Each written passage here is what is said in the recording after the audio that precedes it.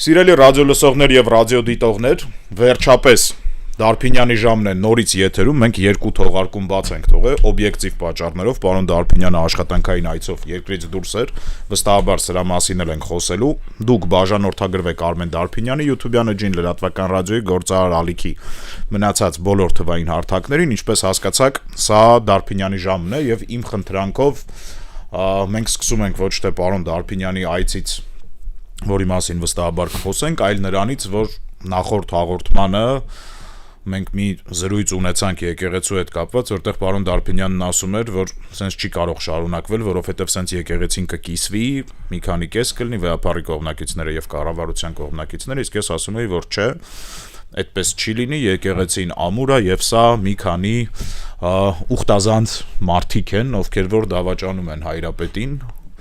եւ դրանով ամեն ինչ կավարտվի, ժամանակը վերջին 2 շաբաթը ժամանակը եւ փորձը ցույց տվեց, որ այդպես չի, մենք արդեն գնալով ավելի ու ավելի բարձրաստիճան պաշտոնյաների եկեղեցական հոգեվոր պաշտոնյաների ենք տեսնում, ովքեր որ սեղմում են վարչապետի ձեռքը եւ մասնակցում են այն պատարակներին, որին մասնակցում է վարչապետը, այնպես որ ես սխալվեցի, պարոն Դարփինյան, իսկ դուք ճիշտ էիք։ Դե Սերժ Սարգսյանն էլ սխալվեց, իսկ Նիկոլ Փաշինյանը ճիշտ էր։ Լավ ջան, անկեղծ ասած, ինձ համար այս ամբողջ պատմության մեջ գոյություն ունի երկու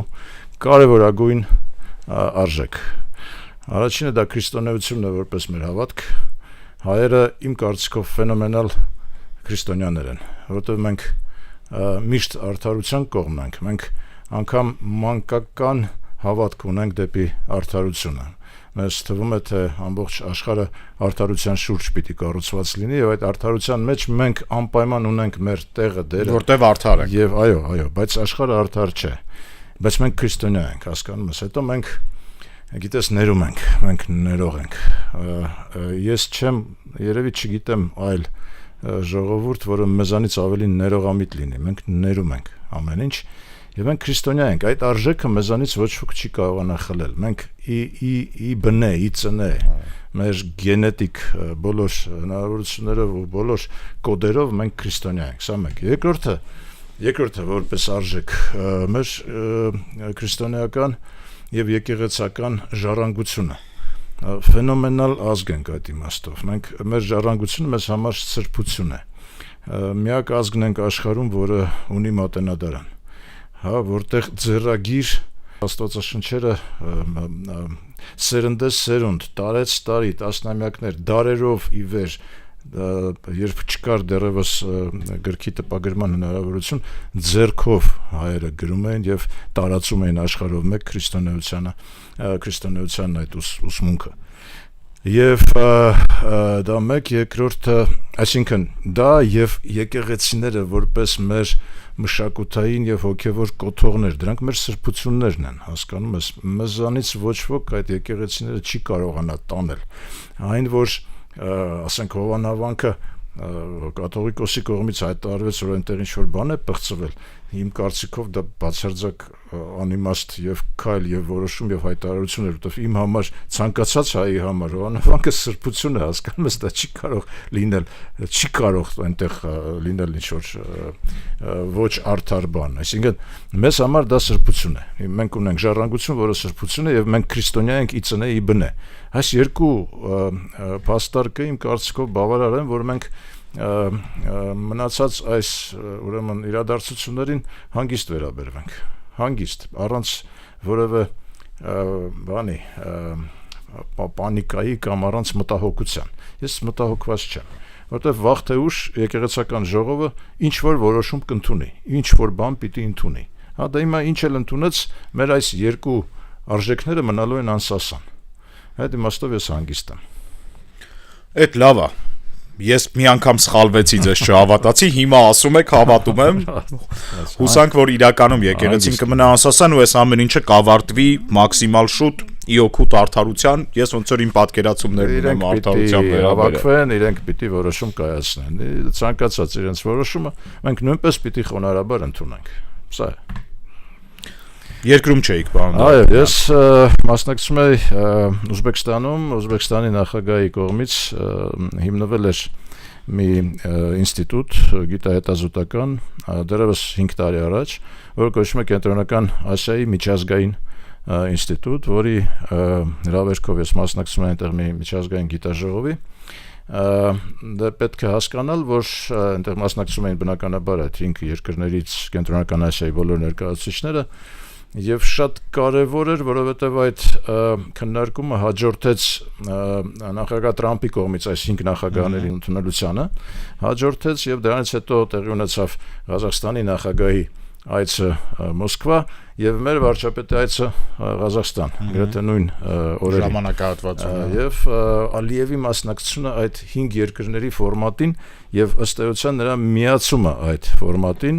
եւ փաստորեն մենք պիտի արձանագրենք այստեղ շատ հետաքրքիր մի իրողություն։ Կենտրոնական Ասիայի 5 երկրները առաջին անգամ ստեղծել են ֆորմատ, որում չկա Ռուսաստանը։ Հասկանում ես։ Ավելին, այդ ֆորմատին միանում է արդեն որպես լիիրավ անդամ, ու գոնե կոնսուլտատիվ այդ համաժողովի լիիրավ անդամ է նախագահ Ալիևը իր Ադրբեջանով։ Ավելին, մենք տեսանք ինչպեսի փառահեղ ընդունելության արժանացավ Նիկոլ Փաշինյանը Ղազախստանում։ Ես տեսնում եմ այդ հնարավորությունը, որ նաև Հայաստանը կմիանա ինչ որ ժամանակահատված հետո կմիանա այդ ֆորմատին, այն ֆորմատին, որտեղ նույնպես չկա Ռուսաստանը, այսինքն Ռուսաստանը չկա Կենտրոնական Ասիայի 5 երկրների ուրեմն այդ կոնտեքստում, այդ ֆորմատում եւ չի լինի նաեւ ընդլայնված ֆորմատում, որովհետեւ առաջին անգամ Փաշինյանի այցի ժամանակ Ղազախստան մենք լսեցինք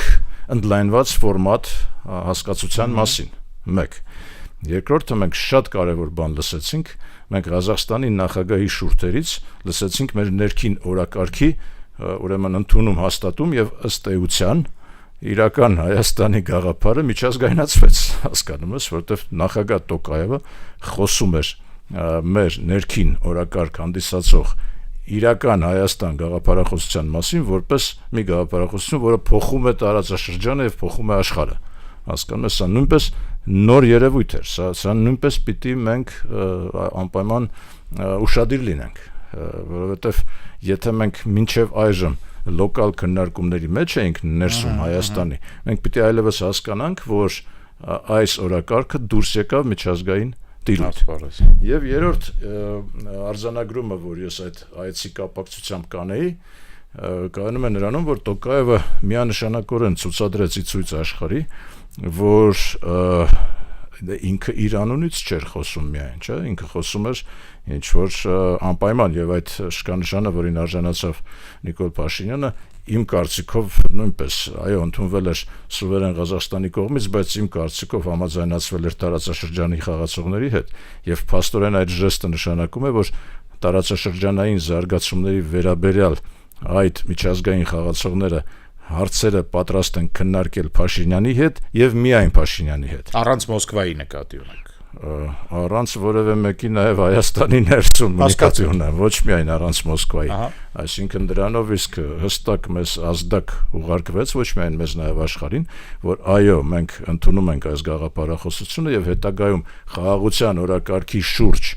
Թրամփի ճանապարհի շուրջ, որովհետև սա շատ կարևոր է նույնպես, որովհետև Թրամփի ճանապարհի շուրջ խոսակցություն տեղի ունեցավ այդ հնգյակի եւ Թրամփի հանդիպման ժամանակ, երբ երկու նախագահներ Ղազախստանի եւ Ուզբեկստանի նախագահները ուղղակի ողջունեցին Թրամփի ճանապարհը եւ ասացին, որ դա իրենց համար խիստ կարևոր բան է,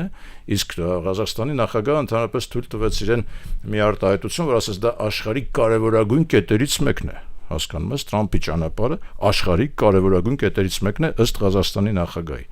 Այսինքն այս ամեն ինչը նաեւ ազդակ է մեզ եւ բոլորիս եւ աշխարհին, որ այո, աշխարհը այսօր պատրաստ է այդ օրակարգով շարժվել,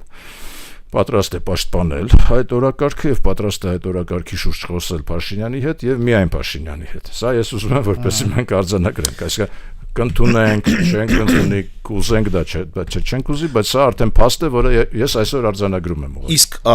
աշխարհը պատրաստ է Ալիևի հետ էլ խոսել դրա մասին, որտեղ որ այդ օրակարգը ավելի հանգիստ գնա, մենք պետք է գերիներ հետ ստանանք, Ադրբեջանը պետք է դադարի մեզ սպառնալ պատերազմով, պիտի դադարի աշխարհագրական էքսպանսիան իր քարտեզագրական էքսպանսիան, այսինքն արդյոք իրանք պատրաստ են մարդուն ասել, որ սա աշխարհի ամենակարևոր կետն է, որ կարելի է դու հանգիստ քեզ պահես, ոնց որ կարևոր կետում անխափանել մի ամեն ինչ։ Հա, ես կարծում եմ, որ մասամբ այո, բնականաբար, որովհետև շահագրգռվածների քանակը ավելանում է եւ դա միայն մեր օգտին է խոսում, այսինքն Թրամփի ուղու մեջ արդեն շահագրգիռ կողմ են ոչ միայն Ադրբեջանը եւ Թուրքիան, նաեւ առաջացավ գոնե վերբալ, այո, այսօր առաջացավ Ղազախստանը, առաջացավ Ուզբեկստանը եւ դա մեր օգտին է, բայց ես ուզում եմ ասել, որ Ալիևի հետ բանակցությունը եւ խոսակցությունը առաջին հերթին դա մեր խնդիրն է։ Դա մեր խնդիրն է եւ ոչ թե առաջին հերթին ոմանց խնդիրը նաեւ որոնք որ շահագրգիռ են։ Իսկ մեր խնդիրն է, տես մենք արձանագրում ենք այն փաստը, որ մեր Արցախի ժողովուրդը 120 թե 150 հազարանոց որոնցից իդեպ մոտ 20,000-ն է, ինչքան ես հասկանում եմ այս պահի դրությամբ որոշում կայացրել դառնալ Հայաստանի Հանրապետության լիիրավ քաղաքացիներ, որը նույնպես մտահոգիչ է, որովհետև այսինքն մոտ 100,000 արցախցի այսօր գերադասում են լինել եւ մնալ փախստականի կարգավիճակով, քան թե ստանալ լիարժեք քաղաքացիություն Հայաստանի Հանրապետության եւ ծառայել Հայաստանի Հանրապետությանը։ Սա մտահոգիչ է ինձ համար։ Այսինքն սա նշանակում է, որ մենք դեռևս Հայաստանի Հանրապետությունում չենք ստեղծել մեր անձնագիրը կրողների համար բավարար չափով կոմֆորտային իրավիճակ, որ ցանկացած մեկը երազեր ուղղակի այդ կարգավիճակը ստանալ, ներառյալ եւ առաջին հերթին արցախցիների։ Բայց տես, նրանք այո, լքեցին Արցախը մեծ ցավով, դա մեր ամբողջ ազգային ցավն է եւ ողբը, բայց պիտի հասկանանք, որ մենք այսինքն նրանք վերադառնալու ուրեմն ոչ թե հնարավորություն չունեն, նրանք հոգեբանորեն վերադառնալու անկարողություն ունեն, որովհետև հնարավոր չէ, 3 սերունդ է անցել առնվազն, նրանք ապրել են լրիվ այլ կոորդինատներում, լրիվ այլ համակարգերում եւ վերադառնալ Ադրբեջանի լծի ներքո այն պարագայում, երբ 88 թվականին այդ շարժումը սկսվեց հենց Ադրբեջանի լծից ազատվելու համար, սա ուղղակի անհնար է, սա հոգեբանորեն է անհնար, այսինքն մենք չպետք է մեղադրենք նաեւ այդ մարդկանց, որ տեսեք հիմա ադրբեջանցիներ ուզում են գան եւ ասում են, որ կարող են գալ, բայց մենք ոնց որ թե ասում ենք, որ չէ։ Կարող են գալ, բայց պարոն Դարբին, հիմա կարող են գալ, թե չեն կարող գալ, դա էլ արդեն մեր խնդիրն է։ Այսինքն հիմա տես ասվում է, որ բանը Փաշինյանը հայտարարեց, որ Արցախը կվերադառնա։ Անպայման ասեց, անպայման։ Հա, անպայման կվերադառնա։ Ճիշտ է։ Դա նշանակում է, որ այսինքն նա ուզում էր ասել, որ Տիգրանակերտը կհանձնվի, օրինակ, հա։ Չէ, ֆիքսենք, որտեվ սա բոլորը չեն, որ հասկանում են թարգմանությունը։ Սիրելի ռադիոլսողներ, ես համաձայն եմ պարոն Դարբինյանի թարգմանության հետ, այսինքն երբ Հայաստանի վարչապետն ասում է, որ Արցվաշենը կվերադառնա, դա նշանակում է, որ Տիգրանակերտը, որը որ ամենակարևոր արտերիայի վրա է կանգնած լոգիստիկ, մենք տալու ենք Ադրբեջանին։ Այո, դա բացարձակ այդպես է, բայց հիմա մենք որ ասում ենք Արցվաշենը մենք անպայման կվերադարձնենք, մենք պետք է նաև մոդելը ներկայացնենք, ինչպես եւ ինչպես ենք մենք տեսնում օրինակ Արցվաշենի վերաբնակեցումը, ինչպես ենք մենք տեսնում Արցվաշենի ուրեմն ընդհանուր ֆունկցիոնալը մեր ուրեմն ընդհանուր տարածքի մեջ, ինչպիսի դերակատարում ենք մենք տալիս Արցվաշենին, օրինակ որպեսզի, այսինքն մենք պիտի խնդիրներ դնենք, որոնք մտահոգ են Ադրբեջանին, ասենք այո, մենք Արցվաշենը վերադարձնելու ենք եւ օրինակ այնտեղ ստեղծելու ենք ուրանի համար, ուրեմն բան, ուրանի դամբարաններ, հասկանում ես, դե թող սկսեն ատոմային գերեզմանոց, այո, նրանք մեծ հաշվով իրավունք չունեն դա վիճարկելու, հա, այսինքն խնդիրներ դնենք, որոնք բանան դրդեն Ադրբեջանին հրաժարվելու իրենց, ասենք, այս սցենարից եւ գնան եւ համաձայնվեն փոխանակման սցենարի հետ։ Չէ, որովհետև մենք դա ասում ենք Արցվաշենը կվերադարձնենք, բայց չենք ասում, մենք ինչ ենք տեսնում, այսինքն ինչ պիտի լինի Արցվաշենը, կամ մենք կարող այնտեղ ասենք ինչ-որ բազա ենք ստեղծում, չգիտեմ ինչ բազա, լինի դա ռազմական բազա, լինի դա ասենք տարբեր տեսակի արդեն լրտեսական ծառայություններ պատրաստող բազա ենք ստեղծում ու չենք ասում ինչ բազա։ Մենք պիտի պրոբլեմ ստեղծենք, մենք պիտի պրոբլեմ մտածենք, մենք պիտի ասենք, գիտես չկա, հա, հիմա մենք Արցվաշենը իհարկե կվերցնենք, բայց մենք ենթադրում ենք, որ մենք այնտեղ պիտի ունենանք այնպես շատ լուրջ ուրեմն բան հզորությամբ ես չգիտեմ ինչ կամ այդ շրջիկ ատոմակայաններից մեկը մենք այնտեղ ենք տանելու դնենք հասկանում ես որ ամերիկացիներից վերցնելու ենք մեկ տանելու ենք դնենք Արցախաշեն մենք պիտի մտահոգիչ բաներ առաջարկենք որ ասենք համաձայնությունը եթե մեր ազգային շահը իսկ կարծես թե հասարակական գիտակցության մեջ կա այդ թեզը որ ազգային շահը կայանում է նրանում որ մենք գնանք փոխանակման Արցախաշենը հանձնենք բայց պահենք մեր ուրեմն եւ ոսկեպարը պահենք եւ Տիգրանակերտը հիմա դա մեզանից է ավելի շատ կախված մեր բանակցային հնարավորություններից մեր հետևողականությունից այո նաեւ միջազգային պարտներների հետ մեր էֆեկտիվ գործունեությունից եւ համաձայնություններից ավելի շատ մենք մեր վրա սլաքը ուղենք քան թե մեր պարտներների բայց բնական է որ ներգրավումը ցանկացած նոր երկրի մեզ համար առավելագույնս նպաստավոր է եւ ես ուրախ եմ դրա համար հիմա վերադառնամ ես իմ տպավորություններին Ուզբեկստանից եւ այդ 5 երկրներից ես պիտի ասեմ որ մեծ բավականություն ստացա եւ մեծ քանակով ու ծավալով ինֆորմացիա կարողացա ձեռք բերել թե ինչ է կատարվում այդ երկրներում շատ մեծ հիասթափություն եմ ապրում որ մեր երկիրը որևէ կապ չունի այդ տարածաշրջանի հետ այո որպեսզի ես հասնեի ասենք թե Տաշկենտ Ուզբեկստան ես պիտի գնայի հասնեի Թբիլիսի օդանավակայան այնտեղից կա ուղիղ չվերթ մենք որևէ ուղիղ չվերթ կենտրոնական Ասիայի որևէ երկրի հետ որևէ քաղաքի հետ չունենք սա խայտարակություն է ըստ իս հա որովհետև եթե մենք հիմա առաջնայնություն ենք ֆիքսում ուղղակի խայտարակություն է որ մենք այդ տարածքի հետ կապ չունենք կարծում եմ այն բանի պատճառով որ մենք թեկուզ եւ այդ հապկի եւ այլ ֆորմատների մեջ մենք առաջին հերթին տեսել ենք Ռուսաստանը մենք չենք տեսել այլոց հասկանում ես մենք չենք տեսել մենք այդ հարաբերությունները չենք ստեղծել իսկ մենք մեր հարաբերությունները կունենային հզոր պատմական եւ մշակութային հենք որովհետեւ այդ երկրներում թե Ղազախստանում թե ցանկացած կենտրոնական Ասիայի երկրներում այսօր էլ կան լավագույն հայեր այսօր էլ կա մեր սփյուռքը այնտեղ որը շատ լավ համբավ ունի շատ հարգանքով են վերաբերվում մեզ հայերին ընդունում եւ ընկալում են խոնարհաբար որպես լավագույն բարեկամների եղբայրաբար հասկանում ես իսկ մեր մոտ կարծես թե այն բան կար պրոպագանդիստական ինչ-որ մի այդպիսի շերտ կար որ միջինասիական պետությունները երկրները դրանք թյուրքական երկրներ են դրանք թուրքական շահը տարածելու եւ ուրեմն անցկացնելու համար են եւ մեր դեմ են եւ որովհետեւ մեր դեմ են աշխատել նաեւ հապկում եւ այլն գիտես շատ բազմաշերտ է թյուրքական շահը այո կա բայց դա միայնակը չի միայնակ շահը չի, ասենք նույն ուզբեկները համարելով իրենց այո թուրքական ծագում ունեցող երկիր, նրանք այսօր լավագույն նրանց էլիտան եռալեզու է, հասկանում ես, նրանք գիտեն եւ թուրքերեն, ոչ թե գիտեն, տիրապետում են, եւ ռուսերեն, եւ անգլերեն։ Ես պիտի ասեմ, որ այդ իմաստով մենք զիջում ենք, որովհետեւ ես շատ դժվարությամբ կարող եմ 5 հոգի նշել Հայաստանի գիտական թե քաղաքական էլիտայից, որոնք տիրապետում են միաժամանակ 3 լեզվի։ Գիտենալը քիչ է, հա, խլեբ, վադա եւ այլն, դա ոչ կենցաղային մակարդակով տիրապետել նշանակում է քաղաքական բանակցություններ վարել, նշանակում է գիտական հետազոտություններ անել եւ այլն։ Ես տեսնում եմ, ասենք, եւ ուզբեկները եւ ղազախները այսօր եռալեզու երկիր են, նրանց, ասենք, գրագետ կրթված։ Իրանց բայց լեզուն թուրքերենին նման է, պարոն Դարբինյան, այդ նմանությունն էլ է բան փոխում, էլի, այսինքն։ Շատ լավ նման է, բայց ասենք միանշանակ չի, եւ այսինքն այո, նրանք բայց թուրքերեն նորից եմ ասում, իրենց ինքնության որոշ մասը, միգուցե որոշիչ մասը, ինչ որ մասը, ասենք այսպես, չէ, ասի որոշիչ, քննարկելու թեմա է։ Այո, թուրքական երկիր լինելն է, բայց նրանք նաև հետսովետական երկիր են, հասկանում ես, նրանք նաև այդ տարածաշրջանում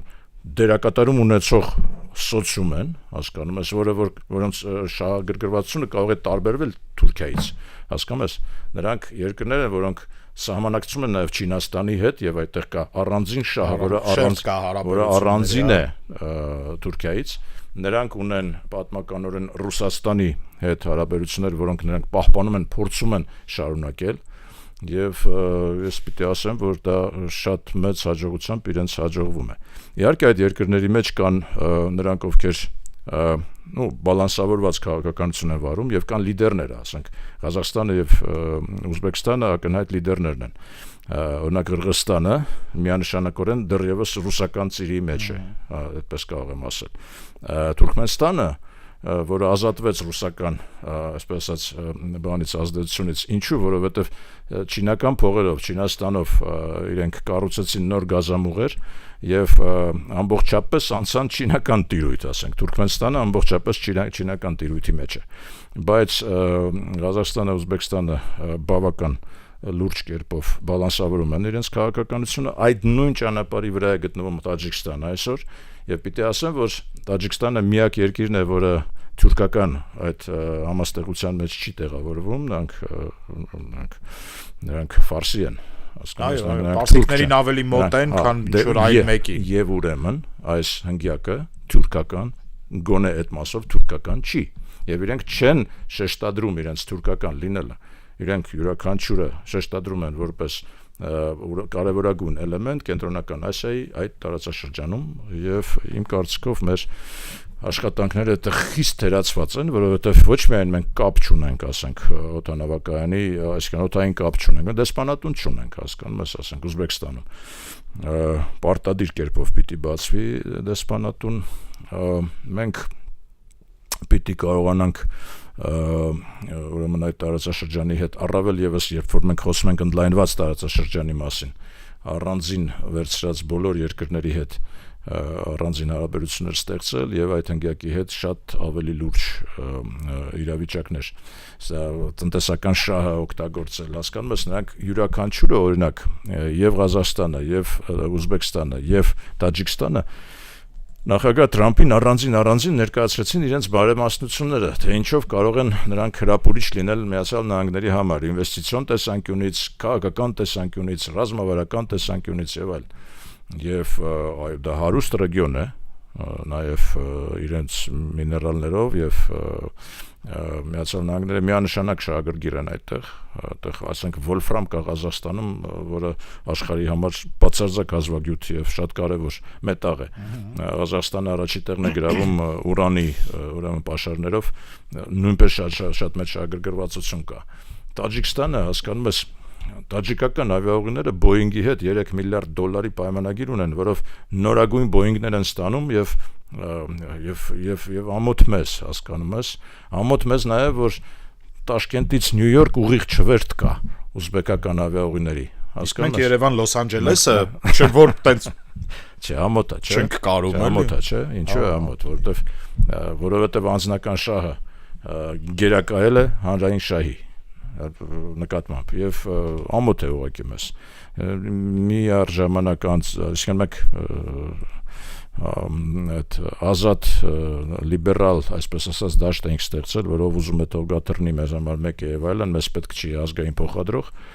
տապալվեց այդ գաղափարը, հետո մի հատ էլ ազգային փոխադրող եղավ, այդ էլ տապալվեց, բանկրոտ եղավ։ Բայց Դավիթ ջան, տապալվեց, մենք պիտի ընդունենք, որ տապալվեց, մենք պիտի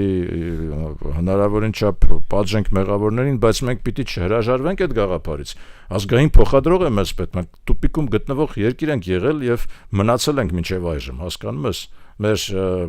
օդանավակայանը շատ ավելի բարձր տարիֆներով է աշխատում, քան նույն Թբիլիսիի օդանավակայանը։ Դա է պատճառը, որ ստիպված գնում ենք Թբիլիսի, այնտեղից ենք թռնում։ Ազգային փոխադրողը մեզ ուղղակի օդի ու ջրի պես անհրաժեշտ է։ Դրանք բոլոր այդ երկրները, ուզբեկական ավիաուղիները նորից եմ կրկնում, թռնում են, հասկանում ես, նրանք իրենց ազգային շահն են սպասարկում, իրենց ժողովրդին են սպասարկում։ Մենք ինչ ենք անում, մենք փորձում ենք, ասենք, տուրիստական երկիր մեզ դրսևորել, բայց Երևան ժամանող ինքնաթիռները հիմնականում գիշերվա կեսին են գալիս ժամանում։ Տուրիստի համար դա սարսափելի մեծ ստրես է։ Հասկանում ես, այդ գիշերվա կեսին նա ժամանում է, նրան հյուրանոցը չի ընդունում, որպեսզի նա հյուրանոց ուրեմն վարձի, նա պիտի մի օր շուտ, այսինքն ավել փող ծախսի, ավել ժամանակ ծախսի։ Երկու օր ուշքի գա, ինչեւ ասենք, հետո այդ ուշքի գալուց հետո մի հատ էլ գիշերը պիտի թռնի խայտարակ է, չէ՞, վիճակը, այսինքն դա ուղղակի անթույլատրելի է, սա սեփական ժողովրդի նկատմամբ ուղղակի կամահարանական եւ շատ վիրավորական վերաբերմունք է, որը ես չեմ տեսնում, Կենտրոնական Ասիայում։ Այնտեղ եւ իրար նկատմամբ են խոնարհաբար վերաբերվում եւ պետության նկատմամբ եւ պետությունը նույնպես թույլ չի տալիս որպեսզի ժողովուրդը այդպես տառապի։ Ես չեմ տեսել գիշերային չվերթներ ոչ Ուզբեկստանում, ոչ Դուշանբեում, հասկանաս, ոչ Տաջիկստանում։ Դե մենք պիտի շատ հետևողական լինենք այս հարցերը լուծելու մեջ։ Արդեն ասացի, որ շատ կարևոր այց էր Փաշինյանի այցը, մեկ անգամ եւս կրկնեմ 3 կարևորագույն իմ կարծիքով եզրակացություններ, որոնք մենք պիտի անենք։ Առաջինը, որ հնարավորություն կա եւ առաջին անգամ մեր օրակարգը եւ խաղաղասիրական օրակարգը եւ գաղափարախոսություն առաջին անգամ միջազգայնացվեց։ Երկրորդը, որ առաջին անգամ խոսվեց ընդլայնված ռեգիոնի մասին, այսինքն Կովկաս եւ Կենտրոնական Ասիա, չնայած ես միշտ կողմնակից եմ եղել, որ մենք խոսենք ցանկացած ֆորմատի մասին, որը մերն է, հա, Կովկասն էլ է մերը, բանն էլ է մերը, Կենտրոնական Ասիան էլ է մերը, Միջին Արևելքն էլ է մերը, Արևմուտքն էլ է մերը, հասկանում ես, որովհետև մենք քրիստոնեական այնուամենայնիվ ցիվիլիզացիոն արժեքների կրողն ենք։ Եվ այո, խաղաղության շուրջ աշխարհը պատրաստ է խոսել Փաշինյանի հետ եւ ինչպես ցույց են տալիս մեզ միայն Փաշինյանի հետ։ Հետևյալի վրա ուշադրություն դարձրեցի Ղազախստանը իր ներկայացման ժամանակ եւ դա ես նկատել եմ նաեւ Հունգարիայի ներկայացման ժամանակ հունգարական բանակցությունները, որ անցան Թրամփի հետ, շեշտադրումը կատարվում էր, որ Հունգարիան ծովի ելք չունեցող երկիր է եւ նրան պետք է օգնել։ Եվ Թրամփը օգնեց, հասկանում ես, շատ հետաքրքիր էր, որ մենակ դրա համար, Թրամփը հանեց, այսինքն դա այդ արգումենտը ի թիվս այլ արգումենտների աշխատող արգումենտ է։ Ղազախստանը նույն արգումենտն է բերում բանակցություններում եւ ցանկացած տիրույթում, որ ծովից զրկված ենք եւ ուրեմն մեզ դուք պիտի նպաստեք, մեզ պիտի ընդառաջ գնաք եւ մեզ պիտի օգնեք դուրս գալ այդ ինչ որ խնդիր լուծել եւ այլն։ Հիմա մենք ծովից զուրկ կարևորագույն երկիրն ենք այս տարածաշրջանում եւ մենք պիտի դա ոնց որ թե առաջ տանենք այդ գաղափարախոսությունը եւ առանձին մի այդպիսի համաժողով կա այդ երկրների,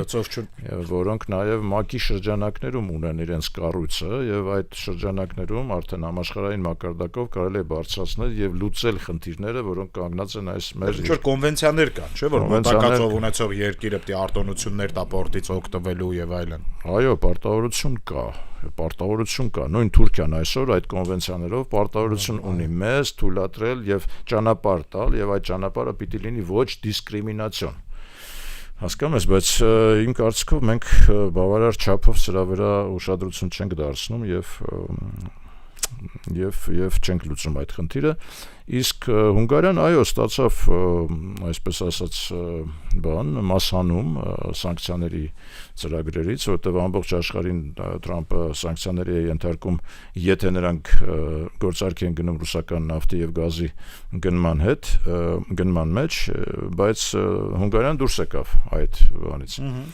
Ինձ դուր եկավ շվեյցարական մոտեցումը Թրամփի հետ աշխատանքների եւ ես անալոգիաներ բերեցի իմ սեփական ուրեմն ուսանողական փորձից։ Շվեյցարացիները Թրամփը շատ դաժան 35%-անոց տարիֆներ էր դրել շվեյցարացիների վրա եւ Շվեյցարիայի ամբողջ տնտեսությունը կատվածար վիճակում էր մի քանի ամիս։ Հիմա ինչ արեցին շվեյցարացիները, ասենք Rolex-ի պրեզիդենտը, բանկային համակարգի կարկառուն ներկայացուցիչները նվերներով ոսկյա ձուլակտորային տարի հասկանում ես մի կիլոյանոց եւ ասենք Rolex ժամացույցային տարեբա մի խոսքով սրանք գնացել Թրամփի հետ հանդիպման հարցումներում հասան նրան որ տարիֆները գնացել էին հարց լուծեցին հետը կան հասկանում ես ես հիշեցի որ սովետական ժամանակահատվածում ես պես ուսանող էի Մոսկվայում երջանկայի շատակ Ֆադեյ Տաճատիչը ուրեմն սովետական եւ ռուսական ցանկացած տոնի կապակցությամբ արկղեր էր ուղարկում Ֆադեյ Տաճատիչ Սարգսյանը Դեմիրճյանի հետ իհարկե համաձայնեցված եւ ես որպես ուսանողական հանրության ուրեմն այդպես ակտիվիստներից մեկը եւ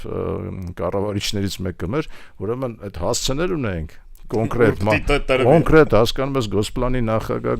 նախագահի տեղակալ, Մինիստրների խորհրդի նախագահի տեղակալներ եւ այլ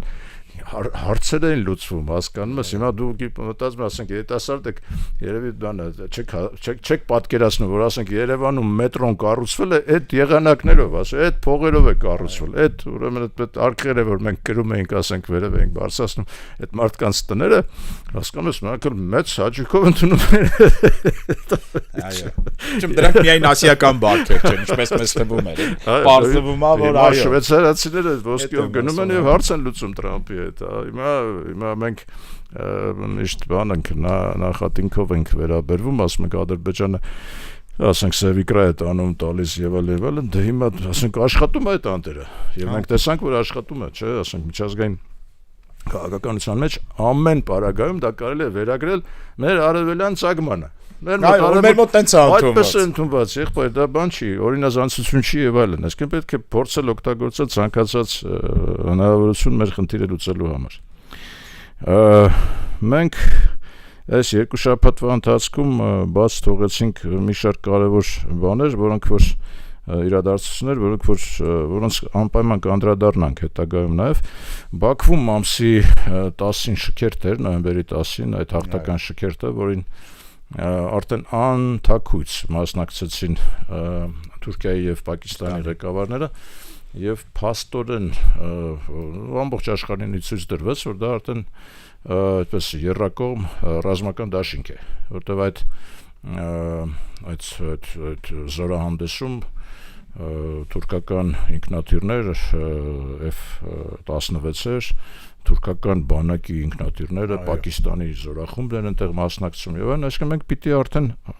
հաշվի առնենք, որ գոյություն է այս ռազմական դաշինքը, հասկանում ես, եւ դա նորից ցույց դնենք Ռուսաստանին, որը որ ինչ որ մի պահ համարեց, որ Ադրբեջանը իրենց ստրատեգիական դաշնակիցն է, հասկանում ես, մենք ամբողջ կյանքում գիտենք, որ այս տարածաշրջանում մենակ մենք ենք, աշխարհում էլ ոնց որ մենակ մենք ենք Ռուսաստանի ստրատեգիական դաշնակիցը։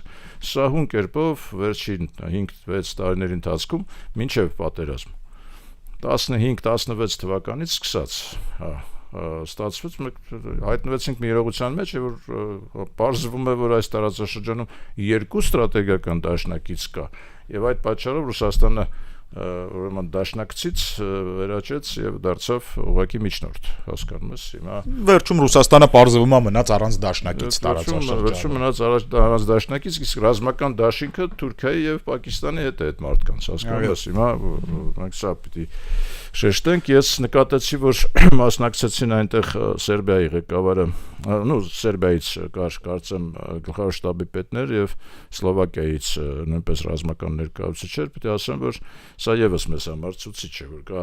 Սլովակիան առնվազն Եվրոմիության երկիր է, որը առավել կոնսերվատիվ դրսևորում է այսօր ներկայացնում եւ ներկայ է գտնվում այդ շքերթին։ Մեզ համար դա պիտի նույնպես ցուցիչ լինի, հաշվի առնենք։ Սլովակիայի մասին մենք հետագայում կխոսենք երևի, մեր ժամանակը կարծես թե արդեն գալիս է դեպի սպառում։ Մի փոքր ունենք, բայց ես մի հարց ուզում եի քննարկենք ամեն դեպքում, շատ կարճ, որտեղ 2-3 րոպե ունենք։ 24 եւ 28 կետանոց առաջարկներ ուկրաինական կոնֆլիկտի հետ կապված, ոնց է կարծում, հույս կա, որ պատերազմը կավարտվի։ Ես տեսնում եմ, որ Տրամփը բավական ճնշողական է տրամադրված Ուկրաինայի նկատմամբ, իսկ Ուկրաինային առանձնապես մեծ ընտրություն չի տրված հիմա։ Եվրոպական ուժերը կփորձեն ինչ-որ չափով մեղմել այն պարտավորությունները, որոնք դրված են Ուկրաինայի վրա, եւ միգուցե հետաձգել ինչ-որ չափով այդ իրավիճակի հանգուցալուծում, բայց չեմ կարծում, որ ռեսուրսը շատ է հրաժարվելու կամ հետաձգելու ռեսուրսը այդքան շատ չէ։ Ամեն դեպքում հասկանում ես տարածքներից հրաժարում սուվերենիտետի դիմաց այդ ֆորմուլան դա Ֆինլանդիայի դեպքում աշխատել է։ Հիմա այդ օրինակը նույն Ֆինլանդիայի նախագահ Ստուբը բերում է ուկրաինացիներին, ասում է, տեսեք, մենք հրաժարվեցինք ժամանակին Սովետական միությունը, հանձնեցինք Սովետական միությանը մեր տարածքներից, այո, մի քանիսը, բայց դրա դիմաց մենք մեր սուվերենությունը ուժեղացրեցինք եւ կարողացանք ստեղծել բարեկեցիկ հասարակարգ եւ երկիր, որը այսօր արդեն եվրոպական երկրների մեջ իր արժեհամակարգով եւ իր մակարդակով իր կյանքի որակով եւ որակով եւ կրթվածությամբ հասարակության լավագույններից մեկն է, այսինքն այս ֆորմուլան փորձում են ուկրաինացիներին ներկայացնել, եթե դրա դիմաց Միացյալ Նահանգները Ուկրաինային արդեն սուվերեն Ուկրաինային տան երաշխիքներ անվտանգության, այնպիսին ինչպիսիք գրված է ՆԱՏՕ-ի այդ 5-րդ կետում, հա, որ ոչ ՆԱՏՕ-ի երկիր է, բայց ունի ուրեմն ամբողջական Միացյալ Նահանգների աջակցությունը, ես կարծում եմ, որ կստիպեն Զելենսկուն գալ համաձայնության, իսկ Զելենսկին էլ այս վերջի կոռուպցիոն այդտեղ բաներ կան, սկանդալներ կան, այնքան ուժեղ դիրքեր չունի, դիրքերն էլ թուլացած են, իմ կարծիքով կգնան համաձայնության, բայց սա լինելու է Եվրոպայի համար շատ մեծ իմ կարծիքով հարված, հենց Եվրոպայի համար, միասնական Եվրոպայի եւ Եվրոպայի համար լինելու է մեծ հարված, ես չեմ կարծում, որ Եվրոպայի կարևոր երկրների հետ Ռուսաստանի հարաբերությունները հնարավոր կլինի շտկել տեսանելի ապագայում, ես տեսնում եմ այնտեղ բավական կոնֆլիկտային իրավիճակ, որ շարունակվելու է, այլ բան է Միացյալ Նահանգների ուրեմն դիրքորոշումը, նրանք փորձելու են Ռուսաստանը նորից բերել համաշխարհային G8-ի դաշտ, տեսնենք ինչպես դա ամեն դեպքում ինչով դա կավարտվի, ամեն դեպքում կարծում եմ, որ մոտ ժամանակներս միգուցե հաջորդ մեր հանդիպման ժամանակ մենք դրան արդեն կանդրադառնանք որպես եղած փաստի կամ ինչ-որ ձևով զարգացում ստացած խնդրի։ Սիրելի ռադիո լսողներ, այսօր այսքանը, եթերաժամանակը ցավոք սրտի ավարտվեց, մենք հաջորդ շաբաթ նորից կհանդիպենք ու կհասկանանք ինչ է տեղի ունենում երկրում եւ աշխարհում հայկական տեսանկյունից։ Պրոֆեսոր Արմեն Դարփինյանի ժամն էր գործարար ալիքի եթերում, Դավիթ Խումարյանը երկրորդ խոսափողի մոտ էր ձեզ համար աշխատում, կհանդիպենք։